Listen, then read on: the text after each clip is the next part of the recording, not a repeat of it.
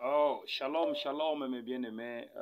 Que Dieu vous bénisse. Je suis vraiment reconnaissant, très reconnaissant d'ailleurs d'avoir encore cette opportunité de venir parler devant l'épouse de Dieu, devant l'épouse du Seigneur Jésus-Christ. Vraiment, que Dieu vous bénisse richement. Et j'en profite d'abord de cette occasion pour commencer par remercier l'apôtre Jonas Bateta pour pouvoir organiser cette convention numérique. C'est vraiment une très bonne idée, une meilleure idée de rassembler l'épouse autour de la parole. C'est une très bonne chose. Que Dieu te bénisse trop richement, mon bien-aimé. Et ça nous fait vraiment tous une leçon à apprendre parce que c'est une des meilleurs moyens. C'est l'un des meilleurs moyens de pouvoir rassembler les gens autour de la parole sans pouvoir faire autant de dépenses. J'ai vraiment trouvé ça très bien. Que Dieu te bénisse. Je m'appelle Langistani, je vous parle depuis la République démocratique du Congo, dans le territoire dans la ville de Baraka. Baraka Tabernacle, c'est ça notre église. Je suis vraiment très content une fois de plus d'être ici devant vous.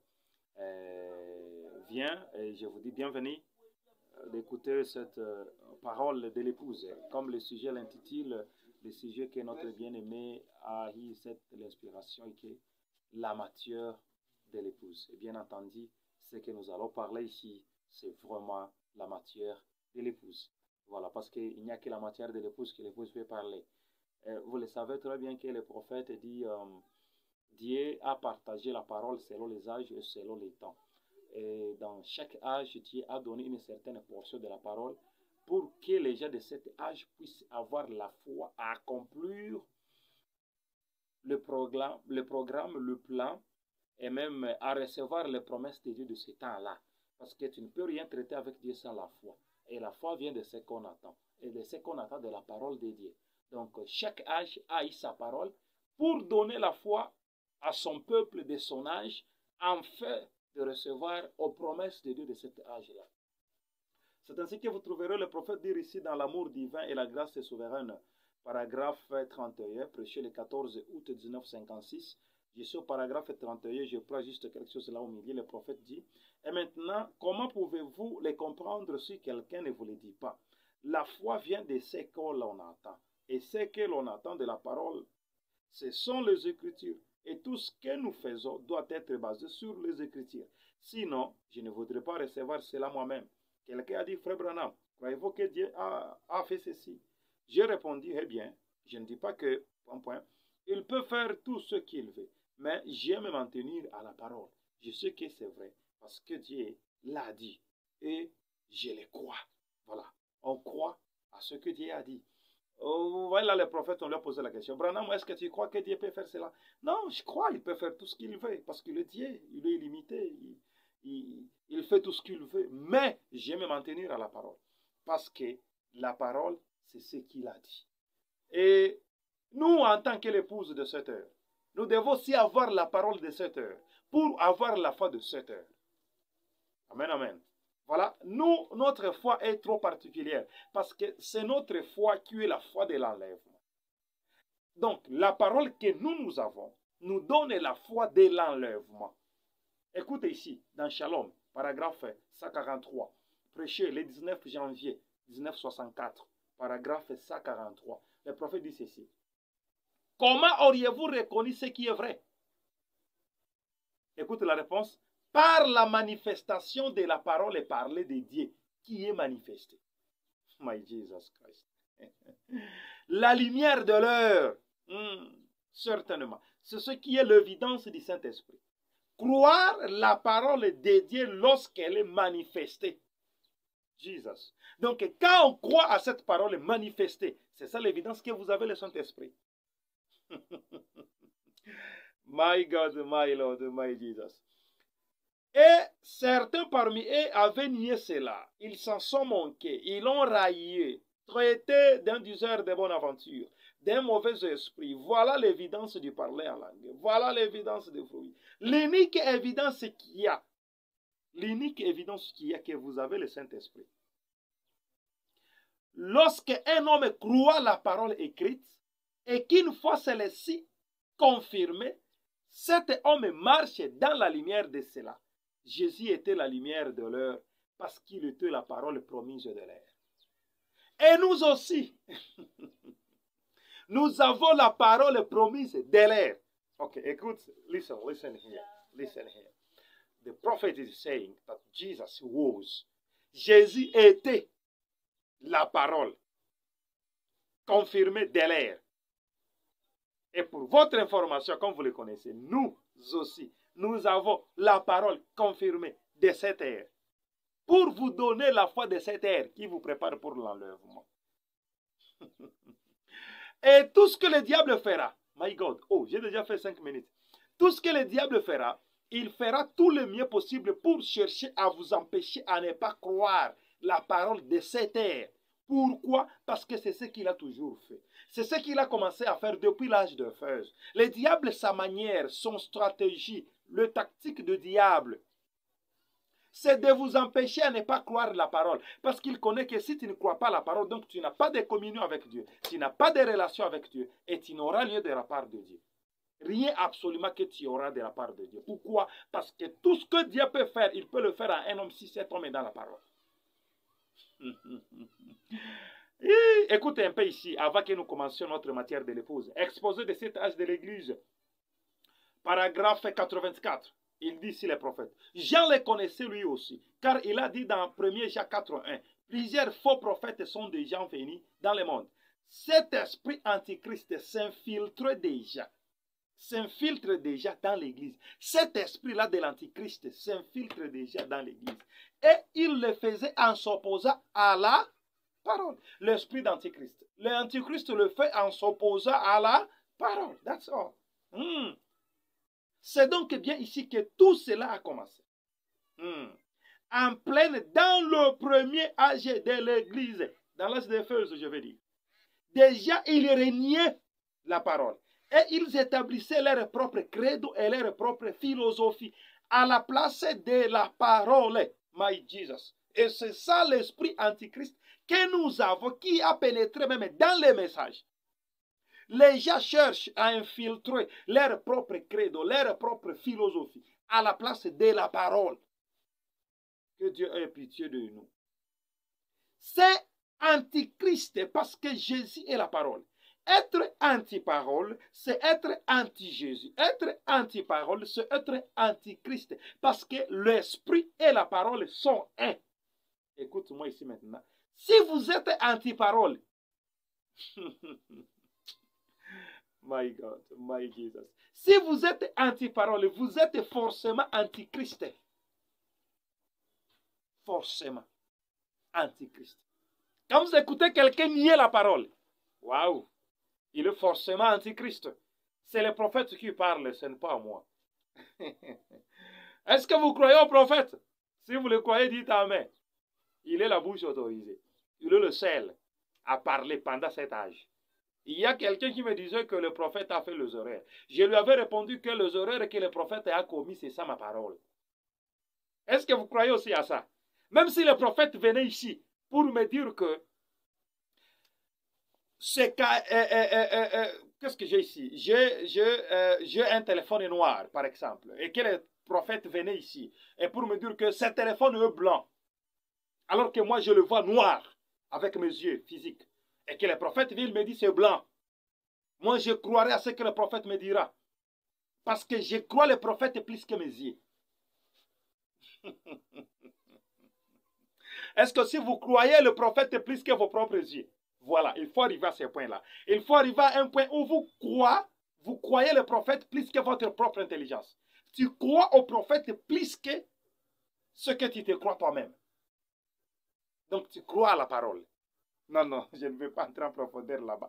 Ok, rentrons maintenant sur notre sujet d'aujourd'hui. Le sujet d'aujourd'hui, comme je l'avais annoncé à notre pasteur, prof, l'apôtre du 7e sceau, c'est ce que j'aurais lu quelque part. Ah, que Dieu vous bénisse, frère. Que Dieu vous bénisse, je suis très content de votre nom. C'est un nom vraiment trop significatif. Je lui avais annoncé que mon sujet sera comme celui-ci. Mon sujet sera intitulé « Voici la petite corne ». Alors, le temps me presse. J'ai déjà consommé 10 minutes maintenant. Le temps me presse. Voici une autre petite corne. C'est ça le sujet que nous allons parler aujourd'hui. Donne-moi votre attention. J'ai déjà consommé 10 minutes, il me reste 20 minutes. Je vais essayer de faire ça dans 20 minutes. Waouh! Le sujet qui peut être privilégié pendant un mois, je vais essayer de le privilégier dans 20 minutes. C'est trop étrange. Donne-moi votre attention. Give me your own attention. Voici une autre petite corne. C'est ça notre sujet. Je serai trop vite. Quand vous aurez les questions, veuillez me le faire même dans vos commentaires et même écrivez-moi en privé. Mon numéro, c'est 081 933 2010. Tu peux même m'écrire dans le privé, je peux toutefois vous répondre. Voici une autre petite corne. Nous lisons dans Daniel chapitre 7, versets 7 à 8. Écoute ça. Après cela, je regardais. Là, c'est Daniel qui parle. Après cela, je regardais. Daniel est en vision. Parce que quand vous commencez à Daniel chapitre 7, verset 4, vous allez bien comprendre la vision. Moi, je parle seulement ce qui nous concerne. Après cela, je regardais pendant mes visions nocturnes. Et voici, il y avait un quatrième animal terrible, épouvantable et extraordinairement fort. Il avait des grandes dents de fer. Il mangeait, brisait et il foulait aux pieds ce qui restait. Il était différent de tous les autres animaux précédents. Et il avait 10 cornes. 10 cornes.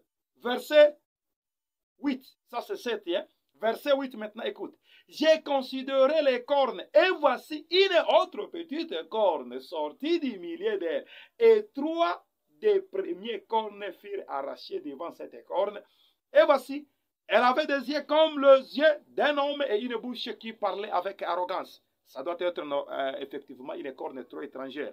Une corne avec des yeux, une corne avec la bouche qui parle avec arrogance. Donc, cette petite corne qui est surmontée, elle a des yeux, elle a une bouche, elle parle avec arrogance. Une corne avec les yeux et avec une bouche. Ne voyez-vous pas que ça doit être une corne très différente de toutes les autres cornes? Et c'est ça notre sujet. Voici une autre petite corne. Maintenant, la vision en général de Daniel consiste aux 4 animaux. Les 4 animaux que Daniel a vus dans sa vision, ce sont les 4 animaux qui représentent les 4 royaumes. Voilà. Là, je suis un peu vite parce que le temps ne me permet pas de trop expliquer sur certaines choses. Daniel, dans sa vision, il a commencé par voir d'abord les tout premiers animaux, c'était les lions qu'il a vus. Et puis Daniel a vu, après les lions, il a vu l'ours. Et après l'ours, il a vu le léopard. Et après le léopard, il a vu le 4e animal qui n'avait pas de nom. Voilà. Donc, le 4e animal était sans nom, sans ressemblance. Sans ressemblance. Donc, c'est sur cet 4e animal où s'éleva cette petite corne. Maintenant, d'une manière brève, d'une manière un peu synthétique, je parle du premier, 2, 3, 4. Et puis, nous allons nous baser sur notre petite corne. Écoute maintenant ça. Je me précipite parce que le temps ne me permet pas de parler beaucoup, d'essayer d'entrer un peu en profondeur. Le temps ne me permet pas. Écoute maintenant ça. D'abord, Daniel a vu les lions avec des ailes. D'après notre prophète du temps de la fin. D'après notre prophète du temps de la fin. Frère William Marion Branham. Écoute ça très bien. D'après les prophètes. Frère William Marion Branham. Je dis bien d'après les prophètes. Les lions avec des ailes représentent, parce que j'ai bien dit que tous les 4 animaux représentent les royaumes, représentent les empires, représentent une certaine force, représentent les empires qui ont dominé le monde pendant les 4 différentes époques. Le monde, je veux dire le monde entier, et surtout le monde des gentils. Alors, il a commencé par voir les lions avec les ailes. Les lions avec les ailes représentent l'empire babylonien. Les lions avec les ailes représentent l'empire babylonien. Et cet empire babylonien qui a été premièrement commandé par Nimrod. Vous connaissez tous Nimrod qui est le fils de Cush. Et Cush qui est le fils de Ham. Et Ham le fils de Noé. Donc Nimrod serait, mais il ne l'est pas selon les prophètes, serait l'arrière-petit-fils de Noé. Mais il ne l'est pas. Pourquoi il ne l'est pas Nimrod? Parce que les prophètes nous révèlent une chose ici avec Nimrod. Le prophète nous dit ceci, que la mère de Nimrod, donc Sémiramis, qui était la femme de Ham, écoute ça très bien, la mère de Nimrod, Sémiramis, qui était la femme de Ham, Ham qui était le fils de Noé, cette mère de Nimrod sortait avec les autres hommes pendant qu'ils étaient encore dans leur cité avant cette déluge. Pour dire que quand ils sont entrés dans l'arche, cette mère de Nimrod, donc cette Sémiramis, est entrée dans l'arche avec le semence d'un autre homme, qui était le semence de serpent. Donc, le semence de serpent a traversé de déluge jusqu'à Babylone, au travers Sémiramis, qui était la mère de Nimrod. Donc, Nimrod n'est pas exactement le petit-fils de Noé. C'est toujours selon les prophètes. Je ne vais pas entrer là-bas très loin. Parce que Nimrod a pris femme pour sa mère, a pris sa mère pour une femme quand ils ont mis au monde Tamaz, celui qui était le dieu soleil toujours. Et c'est de là qu'est né le 25 décembre votre fête de Noël. Nous, on ne célèbre pas ça. Jamais ça. On ne le célèbre pas. Alors, bref, je ne vais pas aller là très loin. Bref, les lions, c'est l'empire babylonien. L'ours que Daniel a vu dans la vision, ça représente l'empire des Mèdes et des Perses. Et cet empire babylonien, d'ailleurs, je monte un peu, cet empire babylonien a commencé de 605 jusqu'en 539 avant Jésus-Christ. Et rappelle-toi que là, on comptait les comptes à rebours. L'ours qui représente l'empire des Mèdes et des Perses, qui a commencé en 539 jusqu'à 331. Et les léopards qui représentent l'empire grec, qui a commencé en 331 jusqu'à 168. Et cette autre quatrième bête, cette quatrième bête maintenant, représente l'empire romain. Voilà, c'est là où nous sommes. Maintenant, c'est sur la quatrième bête où se leva cette autre petite corne. Il y avait d'abord 10 cornes, et puis se leva le 11e corne. C'est 11e corne qui se leva sur le quatrième bête qui avait 10 cornes. C'est ce que nous allons parler. La matière de l'épouse. Are you there? Are we together?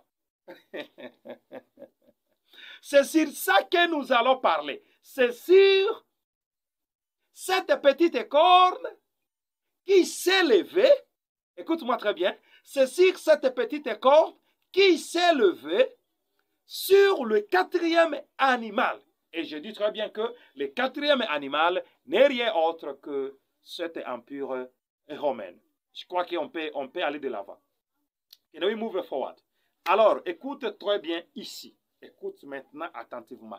Parce que cette vision de Daniel se rapporte à une autre vision, cette vision-là des statuaires. Ce sont les deux visions semblables. Cette vision des 4 animaux, cette vision des 4 bêtes est égale à cette vision-là de la statue qui a été jetée sans le secours d'aucun médium. Maintenant, listen here very carefully. Qu'est-ce que le prophète nous dit? Permettez-moi de parler seulement parce que le temps ne me permettra pas vraiment de trop expliquer. Qu'est-ce que le prophète a dit ici? Ok, j'ai déjà fait encore combien? 18 minutes. Qu'est-ce que le prophète a dit ici? Le prophète nous a montré une chose ici que vous puissiez aussi la découvrir pour que ça puisse augmenter sur votre foi de l'air, car ceci fait partie de la parole de l'air. Maintenant, écoute. Listen here very carefully. Sachant que les 4 bêtes représentent les 4 royaumes. Sachant que le 4e bête, qui est son nom, représente l'empire romain. Sachant que cette bête ici représente l'empire romain. Maintenant, écoute attentivement. Sachant que les 10 autres cornes représentent aussi d'autres petits royaumes qui vont se lever sur ce même royaume. Donc, ceci veut dire que sur l'empire romain s'élèveront 10 autres royaumes qui seront soutenus par la Rome. Sachant aussi que sur cette même 4e bête qui est l'empire romain s'éleva le 11e corne, la 11e corne corne se lève sur cette même tête. Listen very carefully here. Nous, on ne va pas se baser sur les 10 autres cornes. Nous, on ne va pas se baser sur la 4e créature en profondeur. Non. Nous allons nous baser seulement sur cette autre petite corne. Alors, écoute-moi ici. écoute-moi ici très bien. Suivez-moi ici attentivement. Qui est cette petite corne? Parce que cette petite corne, c'est une personne. Parce que cette petite corne, selon le livre de Daniel, et voilà, les temps, écoute, les temps passent. Parlons maintenant de cette petite corne. Qui est cette petite corne? Et il n'y a que le prophète Branham qui peut nous parler de ça, parce qu'il est le seul qui a eu la révélation. Et nous, on ne fait que baigner dans sa révélation. Maintenant, écoute ici, écoute-moi très attentivement. Je lis ici, j'essaie un peu de condenser les choses. Je lis ici dans quelle brochure? La 70e semaine de Daniel, paragraphe 194, dernière partie. J'ai considéré les cornes, et voici une petite corne sortie du milieu d'elles.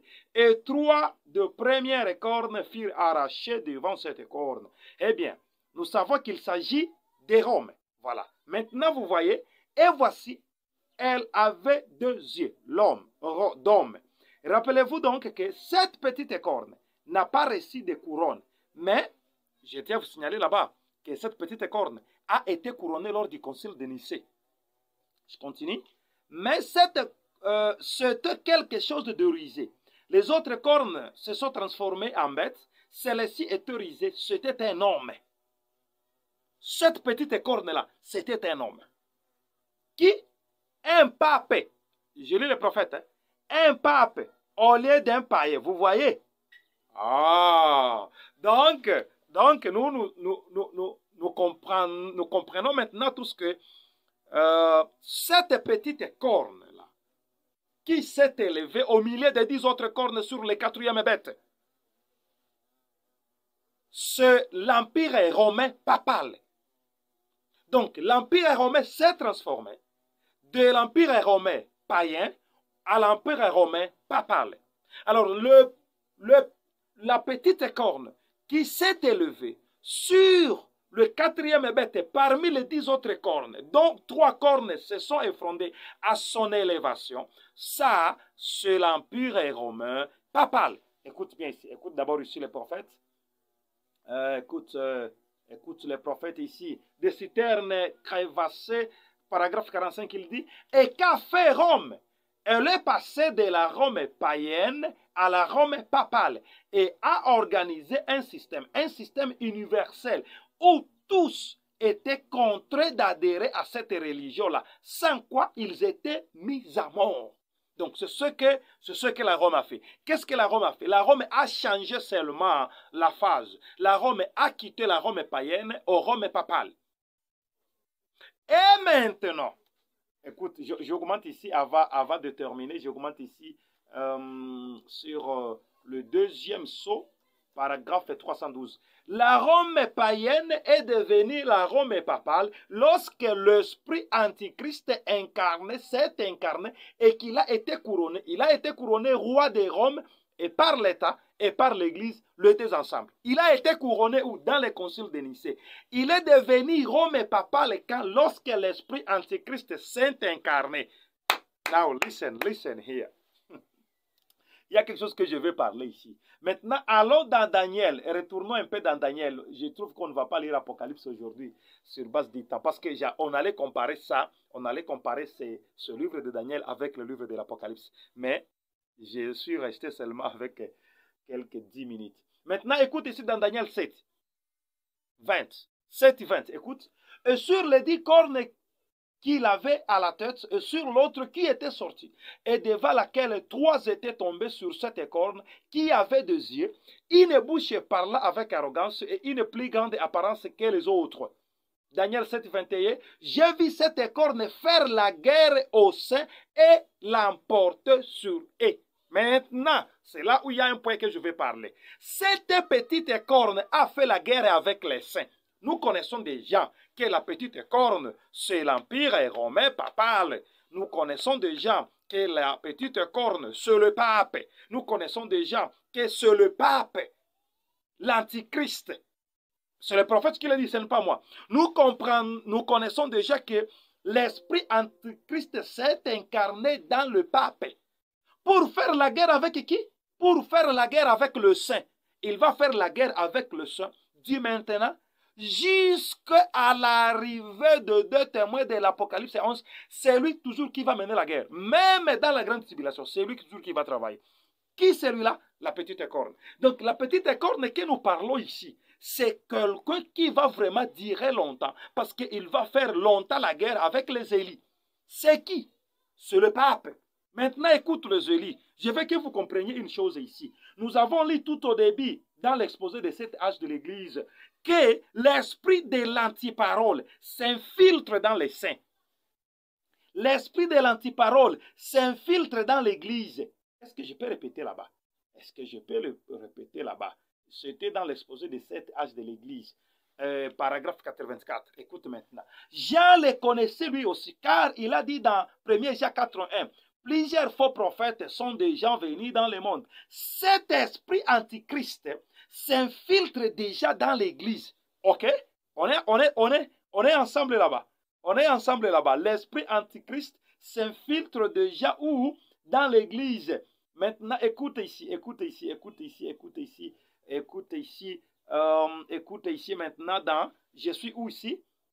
Je suis dans 70 semaines de Daniel. Nous venons de lire dans l'exposé de cet âge de l'Église que l'esprit de l'antiparole s'infiltre dans l'Église.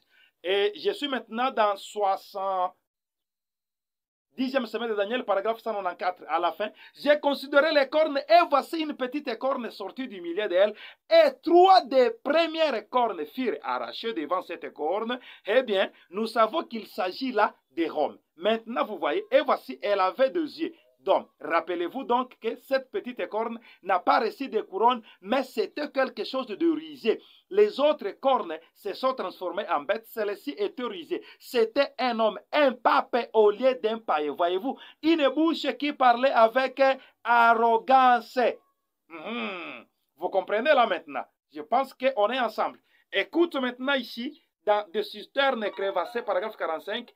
Et qu'a fait Rome? Elle est passée de la Rome païenne à la Rome papale et a organisé un système universel où tous étaient contraints d'y adhérer à cette religion. Sans quoi, ils étaient morts.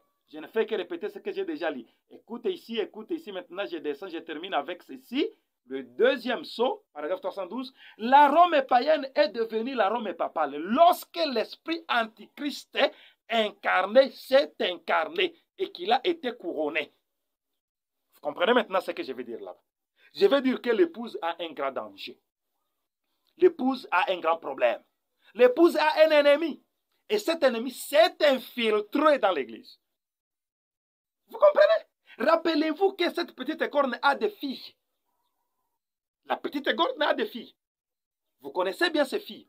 Maintenant, qu'est-ce qui ronge l'épouse aujourd'hui? C'est cette petite corne qui s'est infiltrée dans l'église pour chercher à transformer la parole de l'épouse. Pourquoi? Parce que cette petite corne a fait la guerre avec le saint. Daniel 7, 24. Vous comprenez ce que je veux dire? C'est ça notre ennemi. La petite corne et ses filles. Vous êtes les églots, vous connaissez les filles de la petite corne. Vous les connaissez tous. On ne peut pas les citer. Les prophètes les parlent en public. Et les dangers que l'épouse a aujourd'hui, est-ce que j'ai déjà fait 10 minutes? Pas encore. Les dangers que l'épouse a aujourd'hui, c'est ça. Voilà, je voudrais vous présenter par ce petit sujet, que vous puissiez comprendre l'ennemi que nous avons, que vous puissiez comprendre les dangers que nous avons. Et c'est ça, l'esprit de l'antichrist. L'esprit de l'antichrist, c'est quoi? C'est l'esprit de l'antiparole. L'esprit de l'antiparole, c'est quoi? C'est l'esprit de l'anti-Jésus. Alors, c'est cet esprit-là de l'anti-Jésus qui s'est infiltré dans l'épouse de Jésus pour venir régner, nier, refuser, contredire la parole au milieu de l'épouse même. Vous me comprenez? Est-ce que vous avez eu l'idée de ce que je vais vous dire? L'épouse de Dieu. C'est ça. C'est ça le problème que nous avons. C'est ça les dangers que nous avons. C'est ça le plus grand problème de l'épouse aujourd'hui. Voilà pourquoi vous trouverez partout, il y a ceci, il y a ceci. Les gens se battent à cause de doctrines. Les gens se battent à cause de ceci. Juste tout autour de quoi? Autour de la parole. Et cet esprit n'a pas commencé aujourd'hui. Cet esprit a commencé depuis que Frère Branham était encore en vie. L'esprit a commencé. Et cet esprit s'est infiltré là même depuis que Frère Branham était en vie. Là même, l'esprit a commencé là-bas. À apporter quoi? L'incrédulité à la parole. À faire nier la parole. Et cet esprit soulève ses propres hommes. Soulève ses propres prédicateurs. Soulève ses propres brebis. Et pour votre information, ces gens-là, ils ne sont pas toujours pas nés de nouveau. Et ils n'ont même pas le Saint-Esprit. Pour ne rien dire de la perfection. Donc, l'épouse de Dieu, voilà ce que je vous ai apporté et voilà ce que je voulais vous présenter. Même si le temps me fait défaut, je pourrais aller en détail pour vous parler beaucoup plus sur cette petite corne qui est là au milieu de nous. Donc, vous devez dès aujourd'hui comprendre que nous avons au milieu de nous un ennemi. Un monsieur qui est en train de nous combattre, il s'appelle la petite corne. Et vous comprenez déjà qui est la petite corne. C'est le pape. C'est le pape avec ses filles qui s'est éparpillé et qui a pénétré. Donc, s'il y a quelque chose que le pape est en train de combattre aujourd'hui, c'est le message de l'heure.